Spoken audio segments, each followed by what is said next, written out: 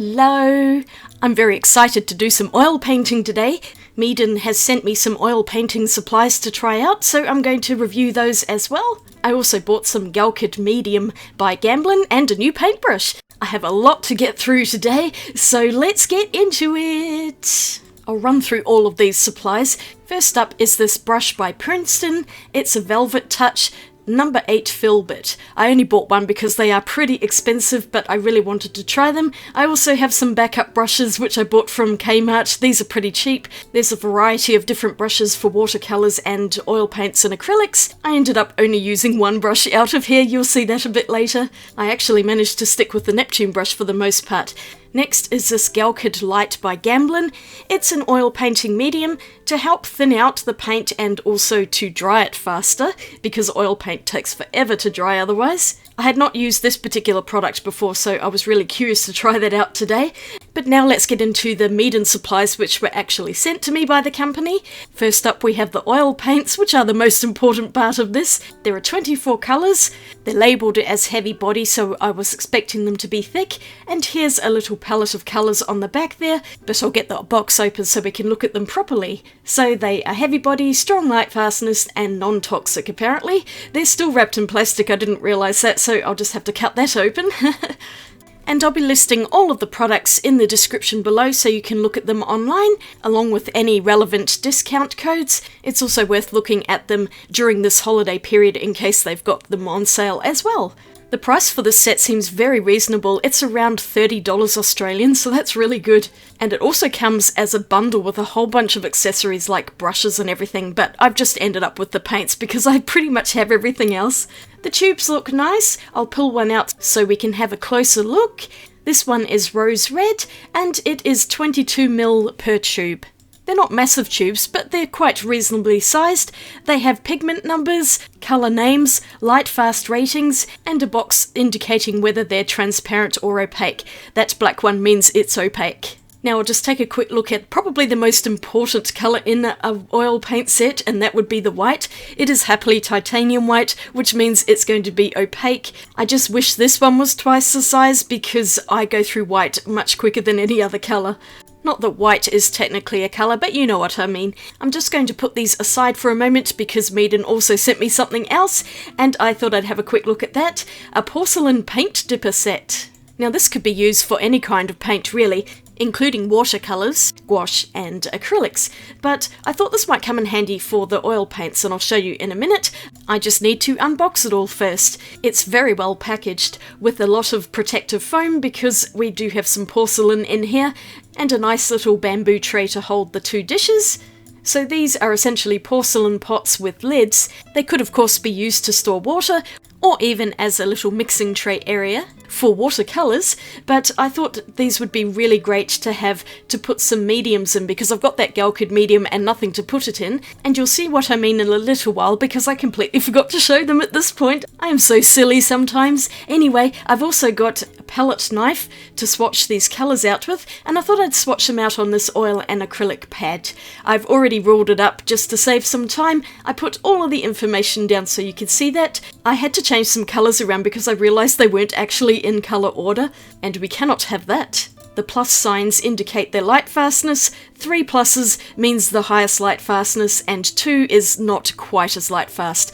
So I'm going to start by squeezing out a bit of paint on here, and I can confirm they're heavy body. They are quite thick. You can see it coming out slowly there, and I'm just going to take a bit off with the painting knife to put on the paper. And the first thing I did was blob each colour out onto here. I'm just showing one because it was a very fiddly process opening all of the lids to do that. And here they are all blobbed out. The only one which had split from the binder is this ultramarine, and you can see how the oil binder has just completely seeped through this paper, so it might say it's for oils and acrylics, but it certainly needs to be primed beforehand. I'm glad this is just a swatch sheet. I'll talk about priming in a little while. I'm just going to use my palette knife to swatch these out a bit. That white is so opaque. I'm really happy about that. I'm using a knife instead of a brush because I can wipe it off easily. A brush, I would have to put it in solvent every single time I wanted to swatch a colour to clean it, and that's just a bit of a nuisance. These are traditional oil paints, so they're not water soluble. You do have to use some sort of solvent to clean brushes. Oil paints do take a bit more of a cleanup than water-based paints, but the paints themselves are actually really easy to use, and I'll talk about that a bit more as we go along. There's a nice range of colours in this set, and a variety of opacities from opaque to transparent, depending on the type of pigment used. Now, I'm not a real expert on oil paints, but I'm pretty sure these are meant to be artist grade. Maybe not to the level that really expensive oil paints are artist grade, but they're nice nonetheless for the price especially, and they do feel better than a student grade. You can see how thick the paints are, and unless you're applying the paint with a knife like this, I definitely recommend using some sort of medium, which is what I was going to do, and that's why I bought the Galkyd. Linseed oil works as a thinning medium as well, but it does take longer to dry. So here's what they all look like with a little bit of a swatch out. There's a decent variety of colours, although orange, cadmium hue and bright red do look very similar to each other. But I really want to paint on a better surface. So I decided I'm not going to use the oil and acrylic pad, and instead I'm going to paint on these MDF wood panels, which is my favourite thing to paint on with oil paints. But it's not a good idea to paint straight onto them like this, because the wood is porous and the oil is just going to seep in and make the paints not work very well. I also have that mini canvas from the advent calendar I opened recently, and I thought I would paint on that too. So in order to prime these surfaces, one needs some sort of gesso. I'm going for clear gesso, and you'll see why in a moment, but plain old white gesso will work just as well. The reason I use clear is so I can draw straight onto the board first with a graphite pencil, because it's a lot easier to rub out mistakes on the bare wood than it is on something that's been gessoed. I've used white gesso before and drawn straight on top of that. The other reason I like to do it this way is because oil paints can smudge the graphite, so I like to do the drawing and then remove most of the graphite so it's not going to smudge too much. Then I will paint over the clear gesso so I can still see the drawing underneath it, and this just seals everything in. The graphite's not going to smudge with the oil paints, it's just going to sit underneath that clear gesso, and it is such a good way to prep a canvas, or in this case a wooden board. I love painting on wood because it is so much smoother than a canvas. I'm just not a big fan of canvas texture, but everyone has their own preferences, and whatever you decide to paint on is fine. Moving over to the canvas, and they are also really difficult to draw on. You could just see that pencil's making such a mess, it's almost impossible to rub out mistakes, but I'll just do my best, and once I get painting all of those lines will disappear. I've just put a layer of clear gesso over the top. Even though this canvas is probably already primed and doesn't need it, I just like to put a bit of extra on there. I'm going to do a third painting on another board, and I will explain what I'm actually painting when we get there. I'm just doing the little sketches so you could get an idea of the preparation involved when it comes to oil painting. Really, for oil painting, you can use any kind of surface you want, even cardboard and paper, but you really need to seal it first with a layer of gesso. If you haven't got any gesso, you can even use cheap acrylic paint in any colour you like. Anything with that plasticky acrylic in it will seal everything and make the oil just sit on top and not seep in. It's a bit of faffing about, but it is so worth doing it for the oil painting process. I also did one more thing, which is to paint some black gesso around the edges, because I've learned from previous experience that doing this after I've done the painting is so painstaking, because I don't want to get black on the actual painting. You can see it is smearing over the edges of the board, and so I'm really glad I actually thought to do this first. I left everything overnight, and the paint was already starting to dry on this paper, I think because it had absorbed into the paper. I'll probably stick that on the inside of the box so I don't lose it.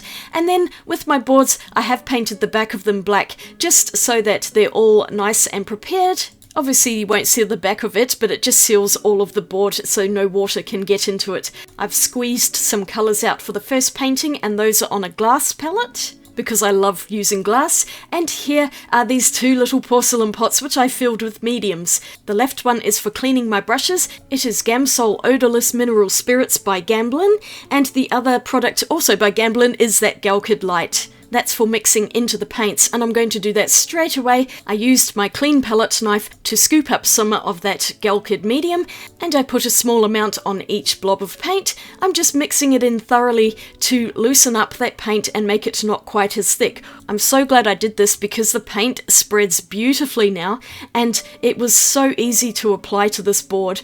It went on there like butter.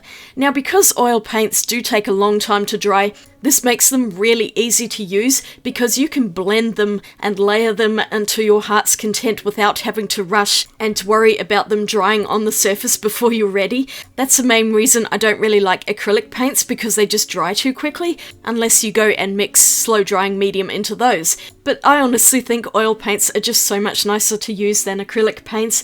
They have a certain luminous quality that no other paint I've ever used is able to achieve. And you can see how quickly I'm building up colour, not using a great deal of paint because the medium is helping it to spread really quickly. I picked 3 different shades of greens from darkest to lightest, and I'm literally just picking them up with that same brush. I haven't cleaned it at all, and I'm just dropping colours onto each other so it can blend and mix on the surface itself rather than on the palette. I mean, a lot of people do mix their colours on their palette before applying them. I usually prefer to mix them on the canvas or board because I think it gives a really interesting look. I'm deliberately not blending the paint too much because I also really want to see my brush strokes, and with oil paints and this particular Galkyd I'm using, it does retain the brush strokes, and that's what I really love about them. It just gives such a nice painterly look. The reference photo I'm using is one I took at a tulip festival, but I'm only going for the front flower, and I just wanted to have an abstract green background rather than anything too in focus. I want the detail to be entirely on the tulip itself. I also had some time constraints to do these paintings, and I've actually done all 3 paintings in the same day. I basically did this Bob Ross style, so I'm using wet on wet technique. If I had more time, I actually would have left this for about a week or so to let the background dry a bit before going in with the flower, but I didn't have that luxury, so I'm just painting in the rest of it very gingerly, trying not to pick up too much green from the background.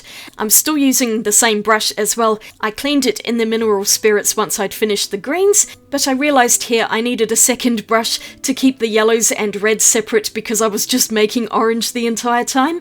So this is the one brush that I pulled out of that other set to use. It's just a little flat brush.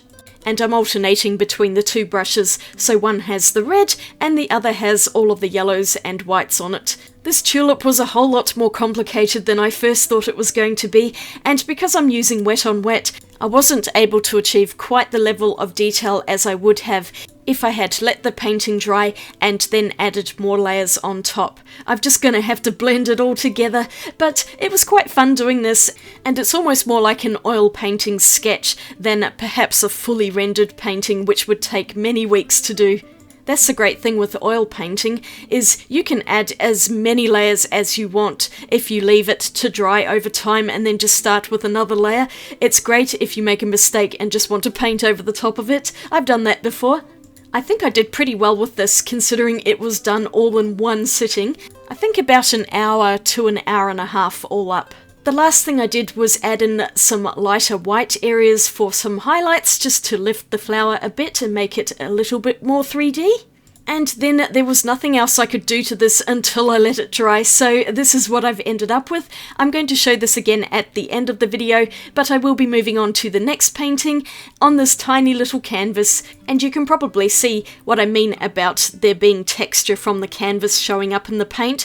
A lot of people love this. There's no right or wrong in this. It's entirely what you like. I just prefer to paint on smoother surfaces for the most part, but surprisingly for a tiny little canvas, this one actually held up pretty well, and the Galkyd mixed into that paint meant it went quite smoothly over this canvas as well. It was really easy to blend the paints together.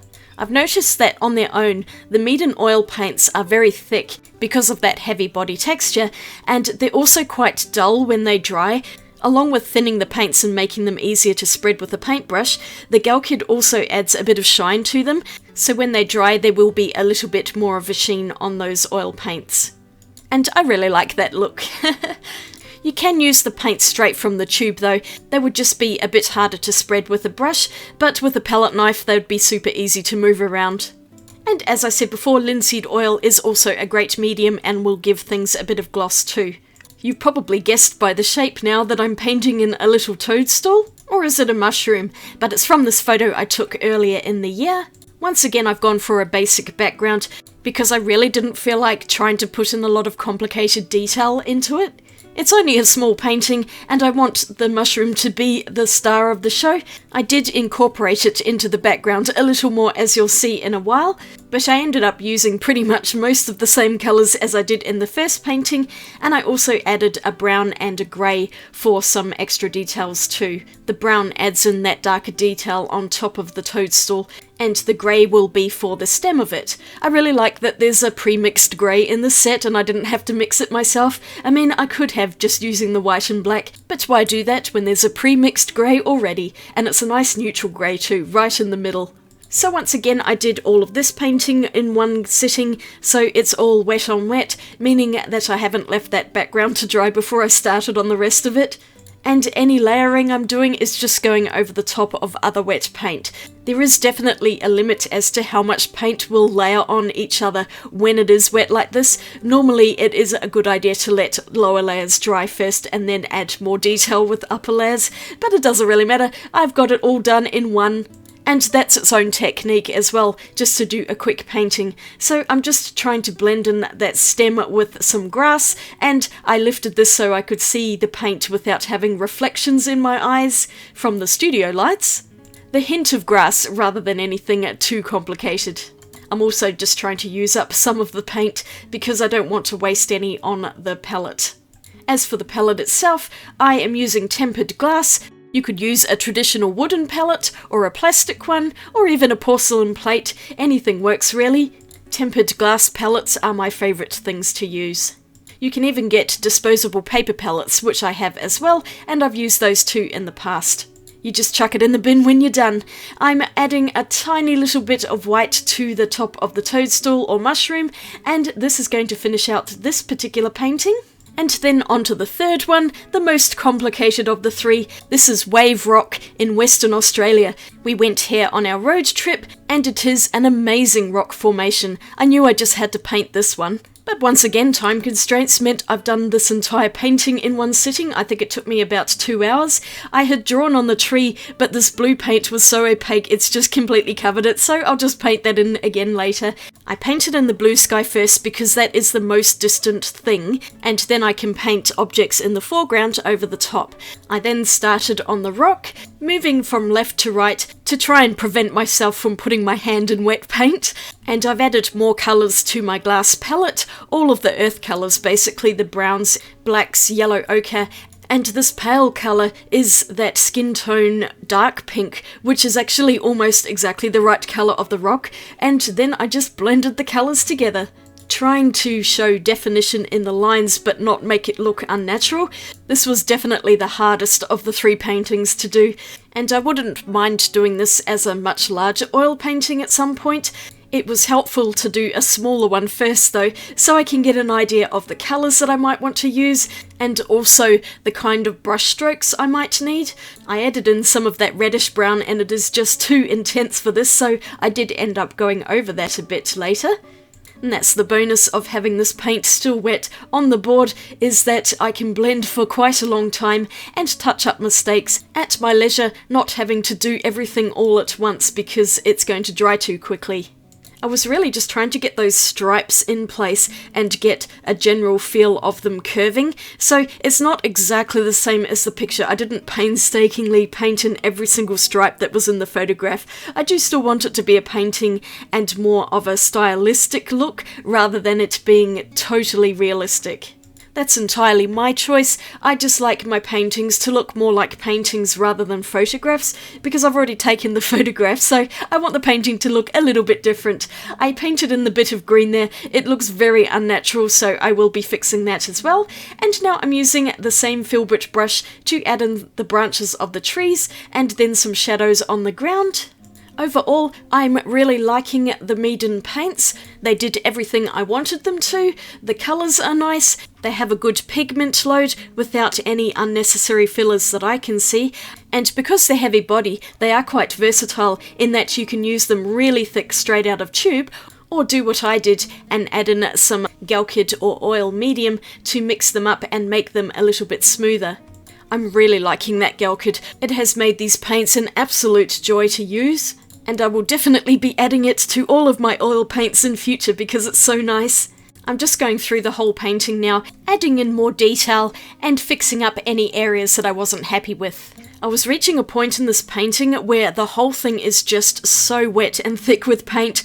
There's not much more I can do unless I let it dry, so I just kept blending, but trying not to overblend because I do want there to be a bit of texture in the rock. I was starting to overthink it around here and I was messing with it too much. It can be quite difficult to know when a painting is finished, but I was definitely reaching that point where I just needed to leave the whole thing alone.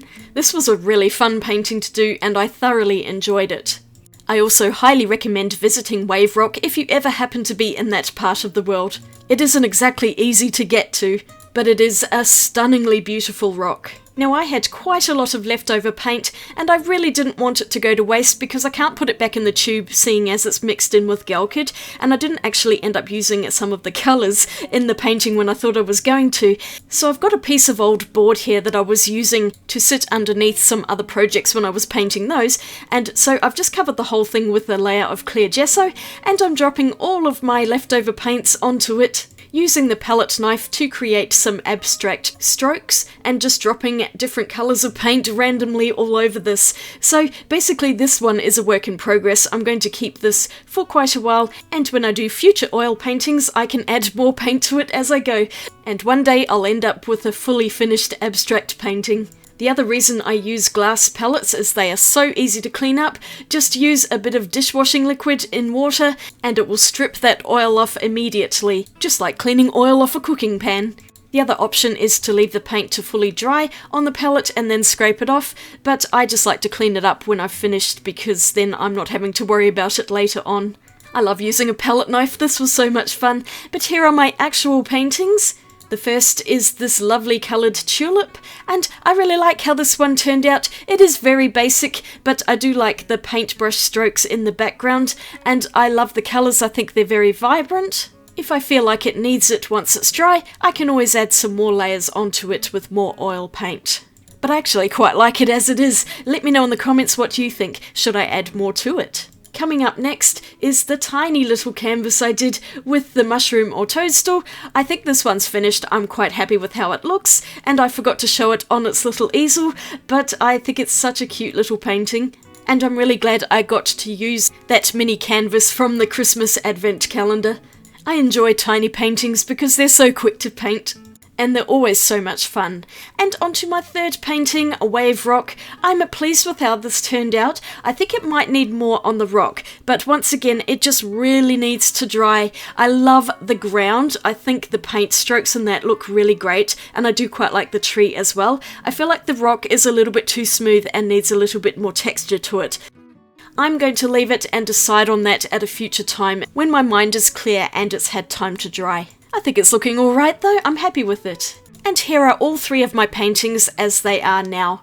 I'm happy with them. I really enjoyed using the paints and the medium. It had been a while since I'd done some oil painting, and so I really enjoyed it. I hope to do more of this next year. I still have loads of oil paint to use, and even a lot of white, and I'd like to thank Meeden for sending me these lovely products. I really enjoyed using them. I think for the price they are excellent. The Galkyd Lite is the star of the show though. This stuff is amazing and I highly recommend it. I love these porcelain trays. They were great for my mediums. I'm actually going to pour that Galkyd back in the bottle. As for this dirty paint solvent, I might have had to put that down the sink. I don't know what else to do with it. Let me know in the comments, how do you dispose of it? Anyway, I'm just going to put the lids on those and worry about them later. This Princeton brush is lovely, but look at the absolute state of it. I had to clean this up using some liquid detergent as well, and it is looking much better than this once I'd finished doing that. Overall, I'm super happy with all of the supplies I've used today, and they're all listed down below so you can check them out for yourself. And yes, I recommend everything here. But that's everything I've got for today, and I'm so glad I bought that Galkyd Lite. It has just made those oil paints so wonderful to use. Thank you so much for watching. I hope you liked it. If you did, I'd really appreciate a thumbs up, and you might want to click subscribe for more videos. I've got a couple of other painting videos up here for you to watch. And I hope you're having a fantastic day out there. I'll see you again really soon in my next video. Swatch you later. Bye!